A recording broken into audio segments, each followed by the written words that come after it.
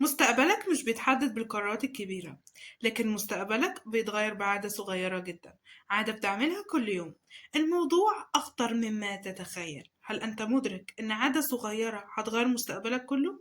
شاهد الفيديو للنهاية عشان تعرف إزاي عادة صغيرة هتغير مستقبلك كله. أهلا بيكم في بودكاست رحلة العشرينات، النجاح في حياتكم الأكاديمية والمهنية مع الكوتش أماني. أنا الكوتش أماني وبساعدكم على تحقيق أحلامكم وتقديم نصائح فعالة للنجاح في حياتكم الأكاديمية والمهنية والشخصية. إزاي عادة صغيرة هتغير مستقبلك كله؟ العادات الصغيرة اللي بتكررها كل يوم حتى لو بسيطة بتكون نقطة انطلاقة حقيقية لتغيير مستقبلك وحياتك كلها. الكاتب جيمس كلير بيقول في كتابه العادات السرية: كثير من الأحيان نقنع أنفسنا إن النجاح الكبير يتطلب خطوة كبيرة، لكن الحقيقة إنك مش محتاج تعمل حاجة كبيرة مرة واحدة عشان تشوف نجاح كبير. النجاح بيتطلب استمرارية، انضباط، التزام كل يوم. عادة صغيرة بتكررها كل يوم هو ده اللي بيخلق النجاح الكبير. أنا كنت زيك، بنام متأخر وبصحى متأخر، يومي كله كان ضايع، مفيش تركيز ومفيش إنجاز. قررت أبدأ بعادة بسيطة: أصحى بدري، أصلي الفجر كل يوم في وقته. الموضوع كان صعب جدا عليا في البداية، بس اتحددت نفسي: عشان أنجح لازم أصحى بدري، لازم أصلي الفجر. ده حصل بركة في حياتي، العادة دي غيرت حياتي. بقيت بصحى بدري، عندي تركيز أكتر في يومي، وأقدر أخلص وأنجز في شغلي وتطوير نفسي. كنت بتصفح على السوشيال ميديا ساعات طويلة بدون فايدة وتضييع وقت. قررت أقلل الوقت ده وأخصص ساعتين أتعلم مهارات جديدة وأطور نفسي كل يوم.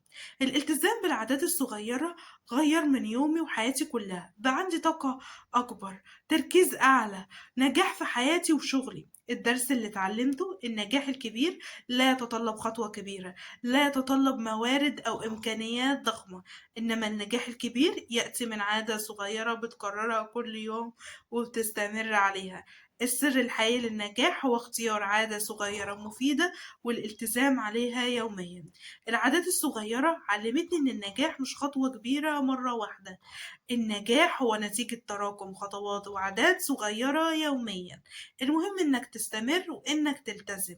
العادات الصغيرة مش بس هتغير مستقبلك، هتخليك أفضل نسخة من نفسك لو التزمت بيها يوميا. إزاي تبدأ وتلتزم وتستمر على العادات الصغيرة؟ 29 خطوة لو التزمت بيهم أوعدك حياتك ومستقبلك هيتغيروا بالكامل. واحد: ابدأ بعادة صغيرة جدا، حاجة تقدر تعملها كل يوم من غير تعب. اتنين: حدد هدف واضح، لازم تعرف ايه العادة اللي عايز تبدأها. تلاتة: قسم العادة لخطوات صغيرة وسهلة التنفيذ. أربعة: ابدأ الآن من غير ما تستنى الشغف، ابدأ حتى لو مش واثق، ابدأ حتى لو انت خايف، ابدأ حتى لو انت حزين. المهم انك تبدأ لأنه ده الخيار الوحيد لتنجح. خمسة: خد خطوة واحدة كل يوم حتى لو صغيرة جدا. عايز تتعلم أي حاجة جديدة؟ ابدأ وخد خطوة صغيرة. عايز تفتح بيزنس وتنجح فيه؟ ابدأ وخد خطوة صغيرة كل يوم وتطور نفسك، وشوف ايه المهارة واشتغل عليها عشان تنجح في البيزنس. ستة: اكتب العادة في ورقة أو في نوتة. سبعة: استخدم مفكرة على الموبايل لتذكيرك بهدفك. تمانية: اربط العادة بروتين ثابت يوميا عشان يكون من السهل عليك تلتزم عليها. تسعة: احتفل بالإنجازات الصغيرة حتى لو بسيطة جدا، ده هيرفع معنوياتك إنك تكمل وتستمر وتلتزم عليها. 10: تجنب المثالية، 1% تقدم أفضل من لا شيء. النجاح مش بالمثالية، النجاح خطوة صغيرة واستمرار عليها كل يوم. مش لازم تكون بيرفكت أو مثالي أو كل حاجة تكون مثالية عشان تنجح. النجاح عبارة عن استمرارية، عن عادات صغيرة جدا كل يوم. 11: ابدأ بالمتاح اللي عندك وبالإمكانيات اللي معاك، المهم إنك تبدأ.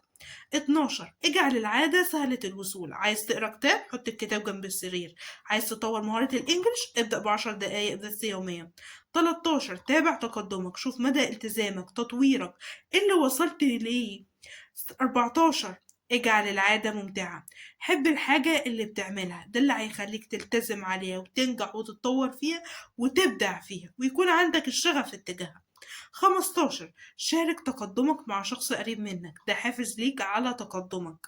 16: تجنب المشتتات، تجنب مشاهدة التلفاز أثناء تطوير مهاراتك، تجنب تصفح السوشيال ميديا أثناء شغلك وتطوير مهاراتك. 17: استخدم قاعدة دقيقتين، أي عادة أو مهارة تقدر تبدأها في دقيقتين.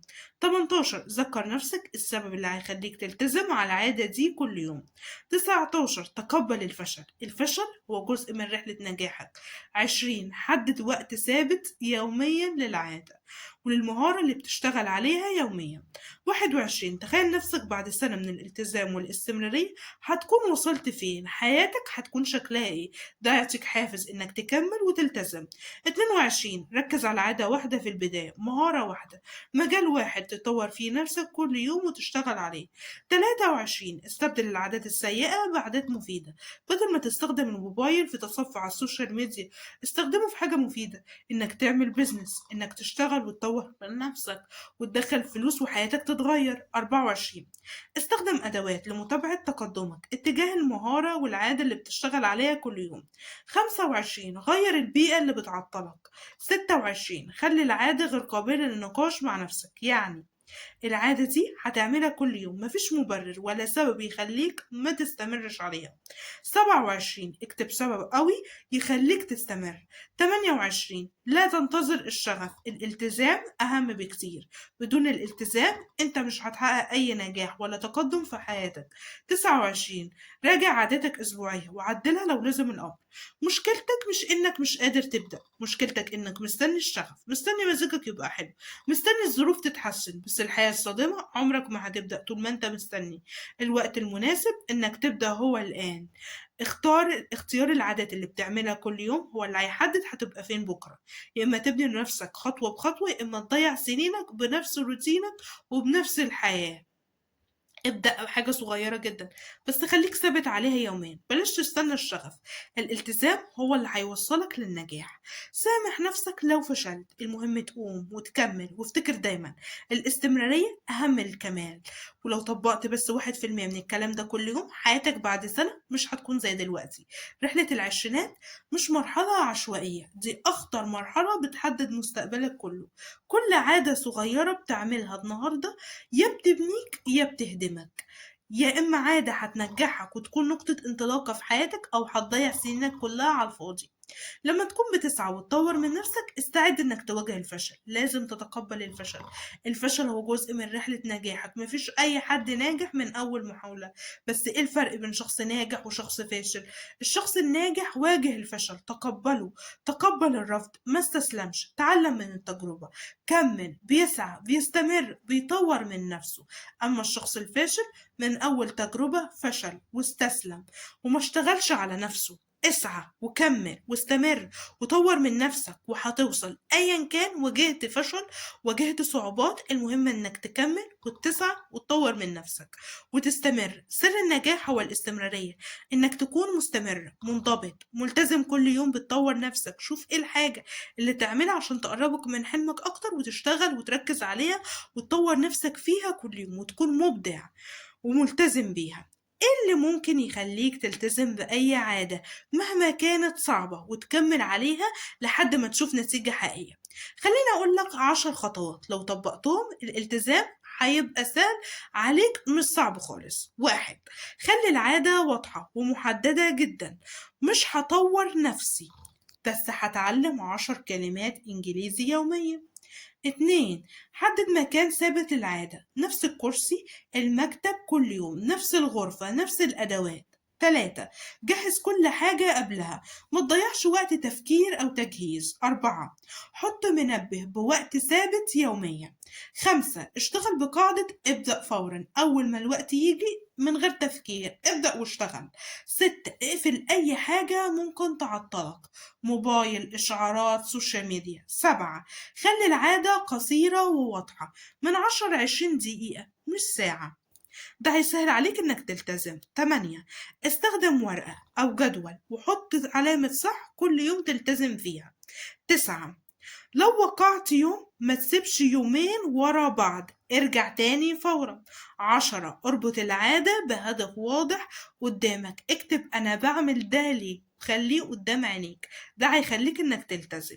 كانت معكم الكوتش أماني بقدم لكم نصائح بناء على خبرتي لتحقيق النجاح في حياتكم الأكاديمية والمهنية. ولو جاهز تغير من حياتك اشترك في القناة، فعل الجرس، كل حلقة هتقربك أكتر من تحقيق أحلامك خطوة بخطوة. إلى اللقاء في الحلقة القادمة.